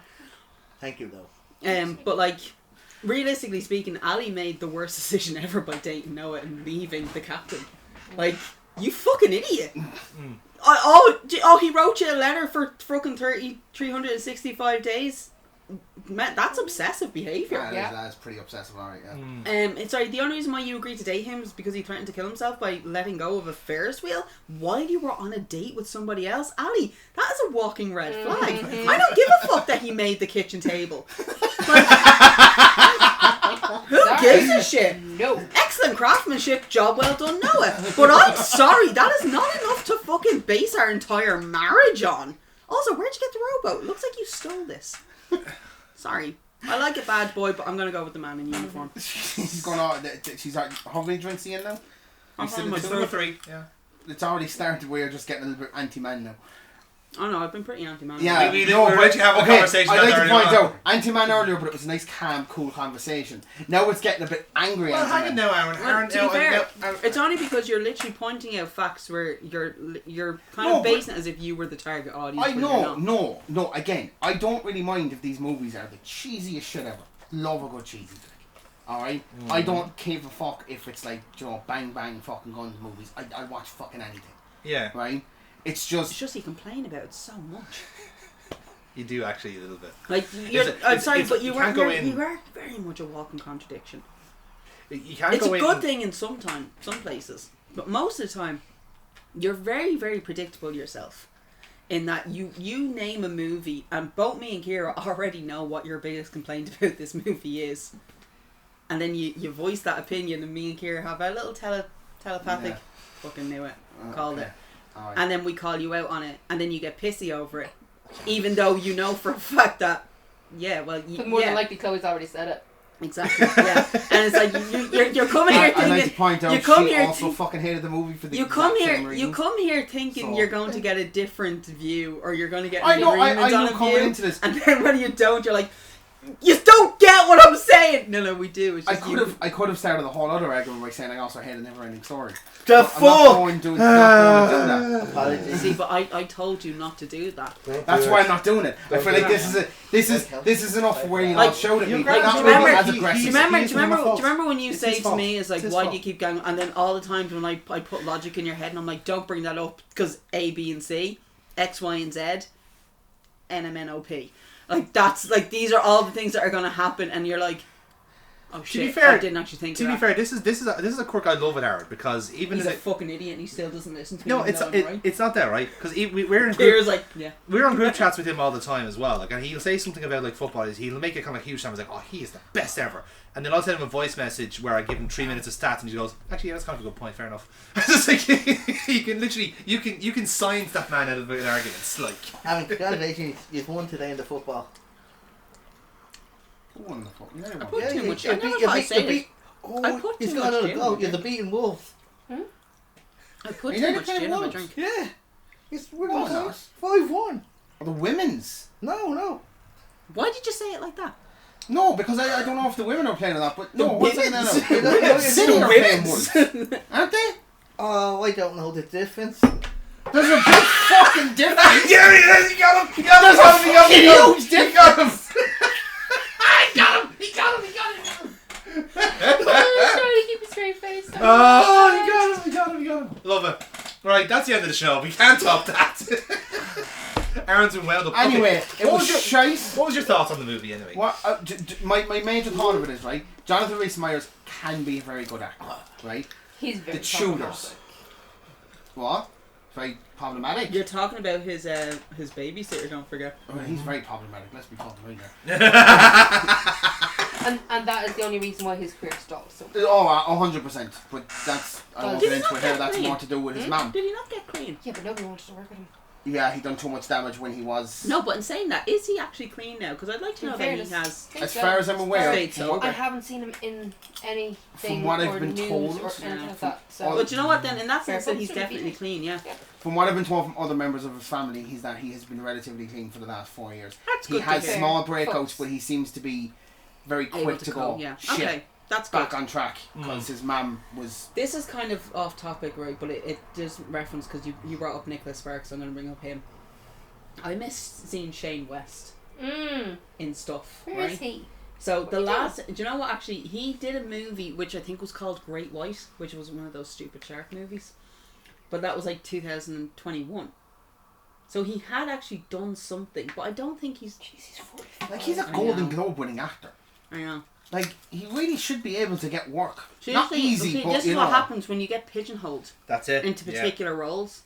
Yeah. They're either the only roles you're going to get, or He's he gets too old. two things that were in post production at the moment. So he was in Oh. a lot of things in 2022. Yeah, he's had a few. So, things, like to be fair. Escape the Field, Outsiders, Chariot, Mid-Century, La Usurpadora, the musical, and Dirty South and Walden are in post-production currently. Walden should not still be in post-production. Is that one with Amelia Hurst? Let me get into it. Because that's already on my Fire Stick, if that is the one I'm thinking of. Yeah. Yeah, is that Wikipedia you're looking at? Yeah. Might not have been updated then, because Yeah. that's actually on the Fire But yeah, Stick. IMDb was saying, yeah. Yeah. Right. He was in Gotham in 2019. Let me see, he also had a band, didn't he? Yes, he Yeah. did. So, yeah, studio album was released in 2021. So he's 'Cause I think it's actually really touring funny. as well. Because I think it's actually really funny because he's in the Friends group with Ackles and Hartley. Mm. Okay. Because they're all in their same kind of age range, 45, 46. But they all actually came up At the same at time. the same time. Yeah. And because Jensen missed out on a Walk to Remember because Shane got it. Ah. Oh. Shane got a Walk to Remember because Jensen was talking about it in an interview. Yeah. He did a podcast with Michael Weatherly, and he mentioned that in it, which Yeah. that kind of annoyed me that he did Michael Weatherly's podcast. Mm. I was like, he treated you so badly, and now you're actually giving him kudos. I was like, I don't think Yeah. you should do that. Dark Angel. Oh, Jensen. I thought it was Shane West for a second. So don't Yeah. ask me why. Yeah. But yes. I have one review from this movie. That's kind Sorry, of we like, went off your time. No, no. We Yeah, are we're over going time off now. I the- just one thing and then we finish. Go. Alright? There's no such So- thing as one thing with you. It is one thing. It is Right. one thing. Okay. Point out kind of like the issues with the movie as a whole. That's The not gonna whole be one movie thing. points out, right? The whole movie's about the fact that they're going to get back together and they're all going to be one big happy family because they all got broken up due to effectively our dad. So it points out that the end of this the movie ends and nobody tells Jonathan Rhys Meyers he has a child. Not once did it pop up in the entire movie that the one kid that everyone's trying to search for the whole movie is his child. Yeah, but he knows. I- It's the music. The whole point of that movie is the connection that they're all connected through the music. The universal language of music. I That's presume. the whole point. That's one of the That's one of the more literally- cheesier lines in it. Actually, That's literally Is it, yeah? what Yeah. brings them all together. one point is music. he gets asked at one point, the child, why in New York? And he goes, it was the music calling me. I'm just sitting there. Me Again, and Chloe, I've seen this movie once in the cinemas, and even I remember that bullshit. even me and Chloe looked at each other and we both just went, are you fucking serious? Like, I will say this, I don't like the movie either, at all, because it's very convoluted and it's very kind of. It is a bit too. It's a very lip servicey movie, but I also knew of movies at that time. That's all they were. They were like, how can we? What's our target audience at the moment? Oh, a bunch of drunk women. Perfect. I know exactly what kind of shit that they're gonna watch, and do you know why? It's Because quick, Nick, easy, because and Ni- cheap. exactly, film to produce. because and also Nicholas Sparks was really on the rise at that point. In nearly every second Yeah, movie no, I was get a that. It's like Nicholas with Sparks the Hunger movie. Games, they brought up Maze Runner and they brought out another couple Exactly, of things. yeah. So like, if anything, we can blame John Green and Nicholas Sparks for that, Mhm. Yeah. and fuck you, John Green, for the Fault in Our Stars. Yes. Fuck you. I will Fuck like you. I Fuck think it. I said it to Sorry, is your point Dave. over? Yeah, no, but I Grant, did. end your show so we can get on. Thanks for watching. We're on time crunch here. Remember. Thanks for watching. Please and thank you. And, Like and subscribe. Like and subscribe, and I'm probably gonna get beat up at the end of this. See you next time. To be See you fair, next we've time already on verbally Podcast. beaten you up. Yeah. But if anything else, it's just going to be bullying now. Don't you love the Nerds Group?